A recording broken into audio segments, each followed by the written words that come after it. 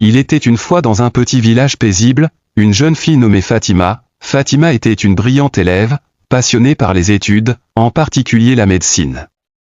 Elle rêvait de devenir docteur un jour pour aider sa communauté. Malheureusement, ses parents avaient d'autres projets pour elle. Ils voyaient en elle une future mariée, une épouse docile qui devrait se consacrer à sa famille. Un jour, alors que Fatima étudiait tranquillement sous un arbre, 3 hommes firent leur apparition au village. Chacun d'eux avait sa propre proposition. Il y avait Malik, un jeune homme charmant et ambitieux, Adama, un homme respecté dans le village, et Ousmane, un intellectuel qui admirait la détermination de Fatima. Tous les 3 prétendants étaient déterminés à gagner le cœur de Fatima, et persuadaient ses parents de leur permettre de la courtiser. Malgré leur insistance et leurs promesses de bonheur, Fatima restait ferme dans sa décision d'étudier. Elle savait que la médecine serait son chemin, et elle ne voulait pas que l'on détourne son rêve. Les jours passaient, et Fatima se sentait de plus en plus piégée entre ses aspirations et les attentes de sa famille. Un soir, alors qu'elle partageait ses inquiétudes avec sa meilleure amie, Fatima croisa Ousmane, qui venait de sortir d'une discussion avec ses parents. Il l'attrapa discrètement et lui dit « Je crois en toi, Fatima. Je veux que tu réalises ton rêve.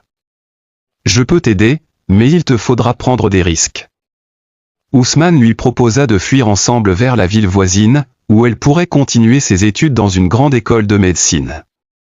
Après une nuit d'hésitation, Fatima décida de le suivre. Ils partirent à l'aube, laissant derrière eux le poids des attentes familiales. À la vie n'était pas facile, mais Ousmane soutenait Fatima à chaque étape.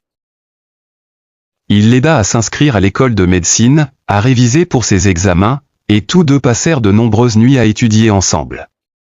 Fatima s'épanouit dans ce nouvel environnement et commença à réaliser son rêve. Malheureusement, quelques mois plus tard, un appel troublant les parvint, la mère d'aider Fatima était gravement malade. En entendant cela, Fatima retourna dans son village, faisant la promesse à Ousmane de revenir pour l'épouser une fois qu'elle aurait accompli son rêve. De retour chez elle, Fatima utilisa toutes ses connaissances et compétences pour soigner sa mère. Grâce à son dévouement et au traitement qu'elle appliqua, elle réussit à la sauver. Les villageois remercièrent Fatima pour son courage et son intelligence, et ses parents réalisèrent enfin la valeur de ses rêves. Fatima, alors, reconnaissant le soutien inconditionnel de Ousmane au long de son parcours, décida de lui demander en mariage.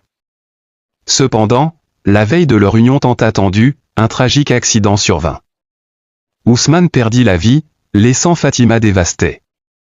Le jour de son mariage, Fatima était en noir, le cœur lourd, mais elle savait que, grâce à Ousmane, elle avait réalisé son rêve de devenir docteur. Elle décida d'honorer sa mémoire en continuant à aider sa communauté, se battant pour que chaque fille, comme elle, puisse un jour choisir son propre destin.